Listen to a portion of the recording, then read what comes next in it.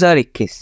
इस साल Lionel Messi अपने हेटर्स को रॉन्ग प्रूव करते हुए जीत लेते हैं अपनी पहली मेजर इंटरनेशनल ट्रॉफी। और इस जीत के बाद मेसी की अर्जेंटीना 2022 में फिनालिसिमा और 2022 की वर्ल्ड कप भी अपने नाम कर लेती है।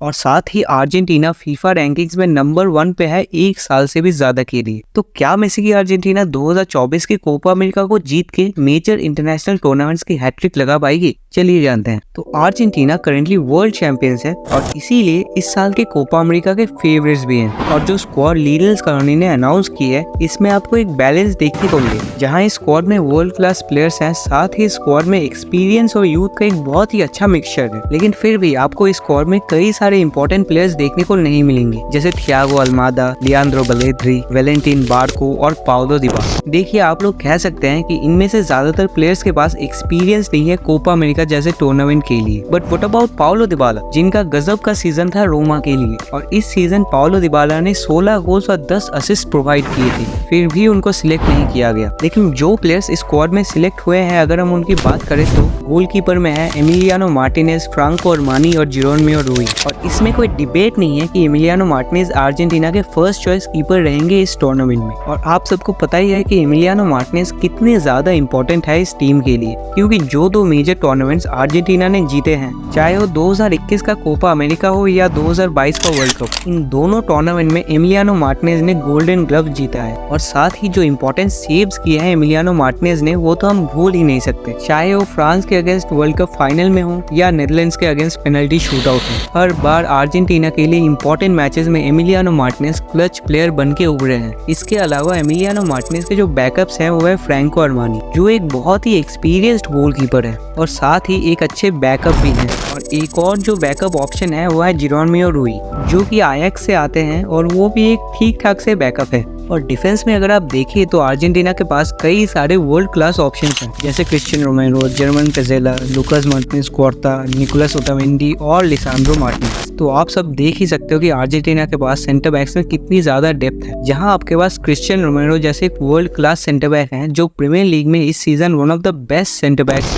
और अर्जेंटीना की इस टीम में रोमेरो एक इम्पोर्टेंट पार्ट भी है, क्योंकि डिफेंसिवली क्रिस्टियन रोमेरो सॉलिड तो हैं, लेकिन इनकी जो एरियल प्रेजेंस है वो अर्जेंटीना के लिए बहुत ही ज्यादा इंपॉर्टेंट है। साथ ही इनके जो सेंटर बैक पार्टनर है वो है निकोलस ओटामेंडी, वो भी एक की पार्ट है इस टीम के। साथ ही इस टीम के वन ऑफ द लीडर्स भी है, और ओटामेंडी काफी ज्यादा एक्सपीरियंस भी लाते हैं इस टीम में। और ये जो डुओ है ओटामेंडी और रोमेरो की, ये काफी ज्यादा इंपॉर्टेंट है अर्जेंटीना की।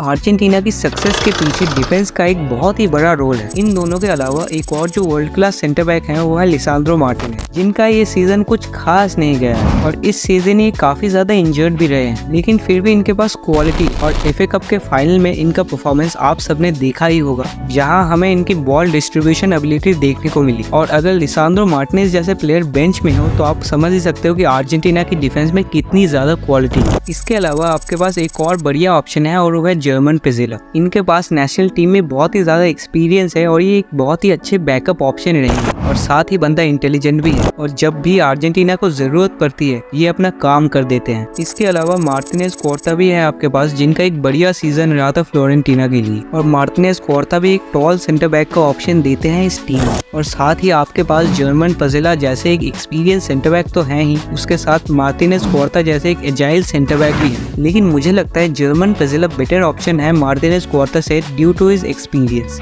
फुल बैक्स की बात करें तो राइट बैक में जो ऑप्शंस है वो है गोंजालो मोंटियल और मोलिना। यानी राइट बैक में आपके पास 2 डिफरेंट टाइप के प्लेयर्स हैं। एक थोड़ा डिफेंसिव माइंडेड है जैसे मोंटियल, जिन्होंने आखिरी पेनल्टी स्कोर किया था फ्रांस के अगेंस्ट, जिसकी वजह से लियोनेल मेसी ने अपना ड्रीम पूरा किया था। और ये काफी अंडररेटेड प्लेयर भी हैं और साथ ही एक बिग गेम प्लेयर भी हैं। और अर्जेंटीना के पास जो दूसरे ऑप्शन है वो है मोलिना, जो एक अटैकिंग माइंडेड फुल बैक है। और एटलेटिको मैड्रिड के साथ इनका सीजन बढ़िया गया है और इस टीम में मोलिना एक की रोल प्ले करते हैं। इसके अलावा अर्जेंटीना के पास लेफ्ट बैक में एक अटैकिंग ऑप्शन है जैसे जैसे अकोनिया और एक डिफेंसिव ऑप्शन है जैसे टैग्लियाफिको। हाँ जरूर मार्कुस अकोनिया का ये सीजन कुछ खास नहीं गया था, पर फिर भी वो इस टीम में एक इम्पोर्टेंट रोल प्ले करते हैं। और साथ ही निकोलस टैग्लियाफिको का भी सीजन लियोन के साथ कुछ अच्छा नहीं गया था, पर फिर भी ये अर्जेंटीना के लिए एक इम्पोर्टेंट रोल प्ले करते हैं। अर्जेंटीना की ये जो टीम है ये एक फैमिली की तरह है। हर एक प्लेयर की वीकनेस और स्ट्रेंथ के बारे में जानता है, इसीलिए हर एक प्लेयर इस टीम में इम्पोर्टेंट है। इसके बाद मिडफील्ड की बात करें तो मिडफील्ड अर्जेंटीना की world class Guido Rodriguez, Leandro Paredes, Mac Allister, De Paul, Palacios, Enzo Fernandez और लो सेल्स। क्वालिटी और डेप्थ दोनों ही है इस मिडफील्ड के पास। और स्कालोनी के पास काफी सारे ऑप्शंस है इस मिडफील्ड में, जैसे लो सेल्स जो वर्ल्ड कप के स्क्वाड में नहीं थे ड्यू टू इंजरी, लेकिन अर्जेंटीना के मिडफील्ड में लो सेल्स बहुत ही इंपॉर्टेंट है। लो सेल्स को उतना ज्यादा गेम टाइम नहीं मिला है स्पर्स में इस सीजन, लेकिन फिर भी लो सेल्स एक इंपॉर्टेंट पार्ट है इस अर्जेंटीना टीम के। अलावा मैकलिस्टर भी है जिनका कमाल का सीजन रहा था लिवरपूल के साथ। मैकलिस्टर के नाम इस सीजन 7 गोल्स और 7 असिस्ट थे। हाँ जरूर मैकलिस्टर और लो सेल्स तो सेम प्रोफाइल के प्लेयर्स हैं, लेकिन मुझे लगता है मैकलिस्टर लो सेल्स के ऊपर स्टार्ट करेंगे ड्यू टू हिज फॉर्म। के अलावा डीएम में आपके पास गिडो रॉड्रिगेज है जिनका ड्रीम हांसी फ्लिक ने तोड़ दिया है। कई लोग शॉक्ड हैं गिडो रॉड्रिगेज को स्क्वाड में देख, लेकिन मुझे लगता है गिडो रॉड्रिगेज इस स्क्वाड में रहना डिजर्व कर, क्योंकि गिडो रॉड्रिगेज जैसे डिफेंसिव माइंडेड प्लेयर आपको बहुत ही हेल्प कर सकते हैं टाइट मैचेस में। साथ ही गिडो रॉड्रिगेज अपने साथ एक्सपीरियंस भी लाते हैं, इसीलिए मुझे लगता है कि ये पिक सही है। नेक्स्ट प्लेयर है लियांड्रो पेरेदेस, जिनका एक बहुत बड़ा रोल था 2021 के कोपा अमेरिका विन में। फिर उसके बाद 2022 के वर्ल्ड कप में इन्होंने फिर से अपना स्पॉट लूज कर दिया था, लेकिन ये सीजन इनका कमाल का गया है। इनके नाम इस सीजन 5 गोल्स और 7 असिस्ट है। और पेरेदेस रोमा के one of the best players भी है इस सीजन। और अब तो ये भी रिपोर्ट्स निकल के आ रही है कि पेरेदेस एंजो फर्नांडिस के ऊपर स्टार्ट कर सकते हैं। और अगर हम एंजो फर्नांडिस की बात करें तो उनका ये सीजन कुछ खास नहीं रहा है। वो इंजर्ड भी हुए थे इस सीजन, लेकिन फिर भी अर्जेंटीना के लिए वो एक बहुत ही इंपॉर्टेंट प्लेयर जरूर है। और आपको एंजो फर्नांडिस की 2022 की वर्ल्ड कप की परफॉर्मेंस तो याद ही होगी। अगर आप मुझे पूछोगे तो मैं एंजो फर्नांडिस को ही स्टार्ट दूंगा ड्यू टू हिज क्वालिटी। एक और जो इन्फॉर्म प्लेयर है वो है पलासियोस, जिनका एक ब्रेक थ्रू सीजन रहा है लेवरकुसन के लिए। इस सीजन पलासियोस के नाम 6 गोल्स और 6 असिस्ट थे। और साथ ही इस सीजन पलासियोस बुंदेसलीगा के one of the best midfielders भी थे। लेकिन अर्जेंटीना की मिडफील्ड की जो जान है यानी कि इंजन है वो है मेसी के बॉडीगार्ड रॉड्रिगो डी पॉल। इनका एक कमाल का सीजन था एथलेटिको मैड्रिड के लिए और स्कालोनी के टीम में एक बहुत ही इंपॉर्टेंट पार्ट है due to his work rate. चाहे अटैक से डिफेंस में जाना या डिफेंस से अटैक में जाना, रॉड्रिगो डी पॉल का वर्क रेट बहुत ही इंपॉर्टेंट रहता है। और डी पॉल अर्जेंटीना की मिडफील्ड के इंजन है और साथ ही इस टीम के लीडर भी हैं। ये तो कर ली हमने मिडफील्ड की बात, लेकिन अगर हम अटैक पे नजर डालें तो अटैक में है मेसी, डी मारिया, कार्बोनी, गर्नाचो, निको गोंजालेस, लौतारो मार्टिनेज और जूलियन अल्वारेज। अर्जेंटीना के ये जो अटैक है ये कितना डेडली है आप साफ साफ देख ही सकते हो, क्योंकि इस अटैक में यूथ और एक्सपीरियंस का जो मिक्सचर है वो बहुत ही कमाल का है। जैसे गर्नाचो जो क्लब और कंट्री के लिए एक फ्यूचर प्रोस्पेक्ट है, और सिर्फ 19 साल की एज में गर्नाचो मैनचेस्टर यूनाइटेड के की प्लेयर बन चुके हैं। इस सीजन गर्नाचो के नाम 10 गोल्स और 5 असिस्ट थे। और शायद हम गर्नाचो को उतना ज्यादा नहीं देख पाएंगे इस कोपा अमेरिका में ड्यू टू कंपटीशन, लेकिन फिर भी गर्नाचो बहुत ही ज्यादा इंपॉर्टेंट रहेंगे अर्जेंटीना के लिए फ्यूचर में। और मैं तो बस यही सोच रहा हूँ कि अगर गर्नाचो ने इस कोपा अमेरिका में गोल स्कोर कर दिया तो क्या होगा। Yes come on गर्नाचो।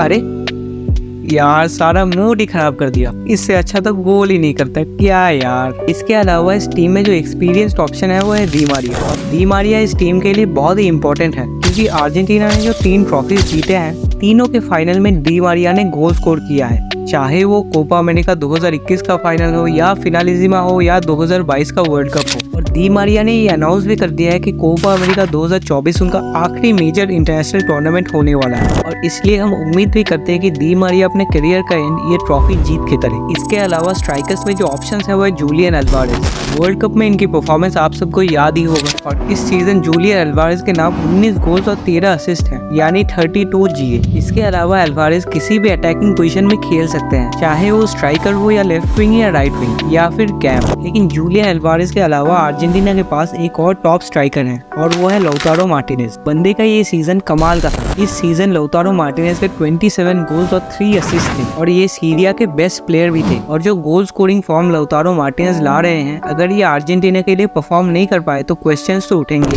वो हिग्वाइन VLID से आउट। नेक्स्ट है निको गोंजालेस, और इनका जो डिबाला की जगह सिलेक्शन हुआ है वो क्वेश्चनेबल था। जरूर निको गोंजालेस उतने टॉप लेवल के विंगर नहीं है और क्वालिटी वाइज डिबाला इनसे बहुत बेटर है, लेकिन फिर भी निको गोंजालेस का जो वर्क रेट है उन्हीं की वजह से वो सिलेक्ट हुआ है। इन अटैक में जो एक और नेम है जो मुझे एक्साइट करता है वो है वैलेंटिन कार्बोनी। ये एक बहुत ही एक्साइटिंग टैलेंट है और साथ ही अर्जेंटीना के फ्यूचर भी है। ये मैं नहीं कह रहा हूँ, ये कह रहे हैं हमारे गोट लियोनेल मेसी। लेकिन अब जब गोट की बात कर ही रहे हैं तो क्यों ना लियोनेल मेसी की बात की जाए। ये हो सकता है कि हम आखिरी बार मेसी को किसी मेजर इंटरनेशनल टूर्नामेंट में देखेंगे और मेसी अर्जेंटीना के दिल और धड़कन दोनों ही है। और मेसी का इंटर मायामी के साथ सीजन बहुत ही अच्छा जा रहा है। 15 मैचेस में 14 गोल्स और 11 assist. Age is just a number for the GOAT. और शायद हम मेसी को उनका 9th बैलन डॉर भी उठाते हुए देखेंगे।